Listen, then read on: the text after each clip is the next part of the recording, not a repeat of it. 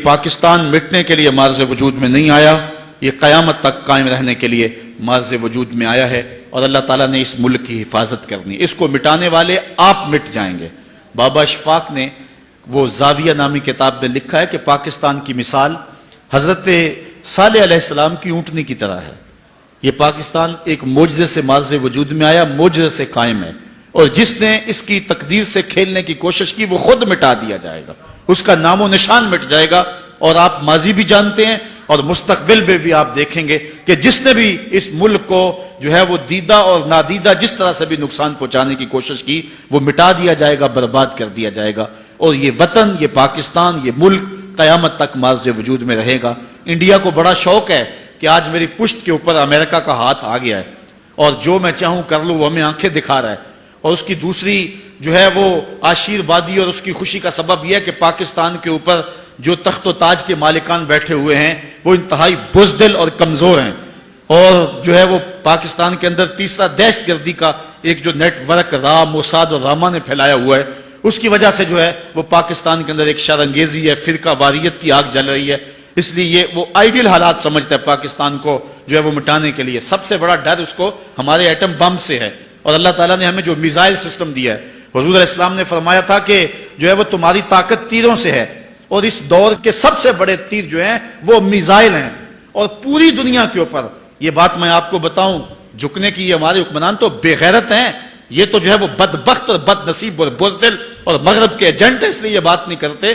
اللہ نے پاکستان کو جو میزائل سسٹم دیا ہوا ہے، یہ میں آپ کو بتاؤں، اللہ بھلا کرے ڈاکٹر قدیر کا، اللہ بھلا کرے ڈاکٹر سمر مبارک اور ان لوگوں کا جنہوں نے پاکستان کو مضبوط کیا. ان حالات کے اندر یہ کیوں پاکستان کے اوپر حملہ نہیں کرتے ہیں؟ پاکستان کا جو میزائل سسٹم ہے اللہ کے فضل پہ دنیا کا سب سے فاسٹ سسٹم ہے، اور اتنا فاسٹ سسٹم کسی ملک کے پاس موجود نہیں ہے میزائل سسٹم جو پاکستان کے پاس موجود ہے. یہ پاکستان کی طرف آنکھ اٹھا کر دیکھے تو صحیح، ہم یہاں سے فائر کریں گے تل ابیب کے پڑکچے اڑا کے رکھ دیں گے انشاءاللہ. یہاں سے فائر کریں گے انڈیا کے ٹکڑے ٹکڑے کر کے رکھ دیں گے. وہ اپنے مضبوط بنکروں کے اندر بھی مضبوط نہیں رہیں گے، انہیں پتہ ہے اس بات کا. اللہ تعالیٰ نے پاکستان کو وہ تیر دیا ہے جس کا حضور نے فرمایا تھا کہ تمہارے تیروں سے تمہاری قوت ہے. تو یہ تیر اللہ نے پاکستان کو دیے ہوئے ہیں. ہمارے پاس غوری بھی موجود ہے، ہمارے پاس جو ہے وہ حتف بھی موجود ہے، اور ہمارے پاس جو ہے وہ دیگر جو ہے وہ موجود ہیں. اور انشاءاللہ ابھی ان کو ہمارا ماضی یاد نہیں ہے، ابھی یہ پانی پت کے جو ہے وہ زخم کیا بھول گئے ہوئے ہیں، ہمارے مجاہدوں کی ان کہانیوں کو بھول گئے ہوئے ہیں کہ آج ان کی لڑکیاں بھی کہہ رہی ہیں کہ ہم پاکستان کو توڑ دیں گے. تمہیں شوق ہے تو پورا کر لو، جب تم جنگ شروع کرو گے، شروع تم کریں گے، پھر ختم ہماری مرضی سے انشاءاللہ ہوگی. تمہیں بھاگنے کے لیے کوئی جگہ ہی نہیں ملے گی. یہ پاکستان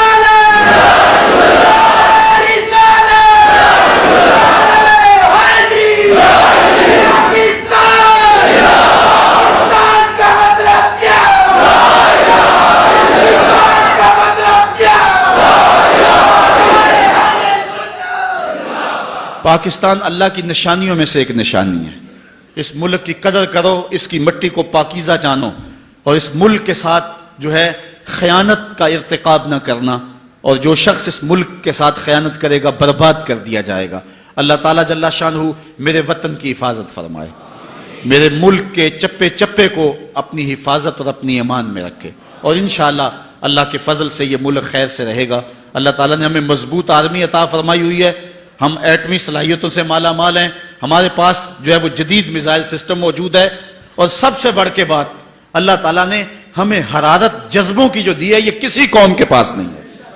لوگ تو ڈرتے ہیں. یہ جو ہے وہ 9/11 کا واقعہ ہوا تھا جو ہے وہ نیو یارک کے اندر، اور کہاں ٹیکساس اور دیگر دور دور کی ریاستیں، وہاں وہ اپنے دروازے بند کر کے بیٹھ گئے تھے، باہر نہیں نکلتے تھے. واقعہ وہاں ہوا ہے. ہماری قوم کی کہانی ہے، افغانستان کے اندر میزائل گرتے تھے، میزائل ابھی ٹھنڈے بھی نہیں ہوتے تھے، بچے لوہا اکٹھا کرنے کے لیے آ جاتے تھے. یہ جذبے ہیں ان قوموں کے اندر. یہ تیروں سے، یہ تلواروں سے نہیں ڈرتے، یہ جو ہے وہ موت سے نہیں ڈرتے. یہ حضور علیہ السلام کے نام پہ سب کچھ قربان کرنے کے لیے تیار ہیں. پاکستان کی تاریخ گواہ ہے، 65 کی جنگ کے اندر قوم نے جو چونڈا کے محاذ پہ جرأت کے اور مظاہرے کیے تھے، دنیا کی تاریخ کے اندر کوئی ایسی مثال تو دکھاؤ ہے. تو اللہ تعالیٰ نے اس قوم کو وہ جرأتیں عطا فرمائی، یہ سب سے بڑا ہتھیار ہے اور جس سے وہ ڈرتے ہیں. اور وہ فحاشی، عریانی، بے حیائی اور مختلف ذرائع کے ساتھ ہم سے وہ جذبہ چھیننا چاہتے ہیں. دشمن کے اس وار کو خاص طور پہ سمجھے, اپنی نسلوں کی حفاظت کریں, نوجوانوں کو دو قومی نظریے کا شعور دیں, اور نوجوانوں کے جو ہے وہ اخلاق اور ان کے کردار کی حفاظت کریں. یہ نوجوان ہی ہمارا اثاثہ ہے. نوجوانوں, میں تمہیں پکارتا ہوں اور تمہیں کہتا ہوں, اس وطن کی باغ ڈور تم نے سنبھالنی ہے. اپنی نظروں کی پاکیزگی کا خیال کرو, اپنی سوچوں کو پر نور کرو, اور اپنی زندگی کو جو ہے وہ روشن کر لو. اچھی تعلیم حاصل کرو, اپنے کردار کو خوبصورت کرو. کل انشاءاللہ تمہارے کندھوں پر ہی اس ملک کا بوجھ آنا ہے, اور ہر فرد ہے ملت کے مقدر کا ستارہ. اس لیے پوری قوت کے ساتھ تیاری کرو. اللہ تعالیٰ جل شانہ نے اس ملک سے نہ صرف اس ملک کے لیے حالات بہتر ہونے ہیں, بلکہ اس ملک نے پورے عالم اسلام کی قیادت کرنی ہے. یعنی صرف آج تو ہمیں اس ملک کے لیے کوئی لیڈر نہیں مل رہا, ایک وقت آنا ہے جس کی نشاندہی کی گئی ہے. غزوہ ہند کے وقت اس ملک سے جو لیڈر اٹھے گا وہ صرف پاکستان کی نہیں, پوری دنیا کی عالمی قیادت جو ہے وہ یہ ملک کرے گا. اور انشاءاللہ حالات پیدا ہو رہے ہیں. یہ رشیا کو کہتا تھا اس سرخ ریچھ کو بھی روکا جا سکتا ہے, لیکن آج وہ ماسکو میں پناہ ڈھونڈ رہا ہے, اور اس کو وہاں بھی پناہ نہیں مل رہی ہے. اور آپ دیکھیں گے کہ امریکہ بھی کبھی ٹکڑے ٹکڑے ہو جائیں گے. اقبال نے کہا تھا, تمہاری تہذیب آپ اپنے خنجر سے خودکشی کرے گی, شاخ نازک پہ جو آشیانہ بنے گا ناپائیدار ہوگا. جو اس شاخ پہ آشیانہ بنتا وہ ہمیشہ قائم نہیں رہتا. دنیا کے اوپر اگر نام رہے گا تو میرے محمد عربی کا رہے گا.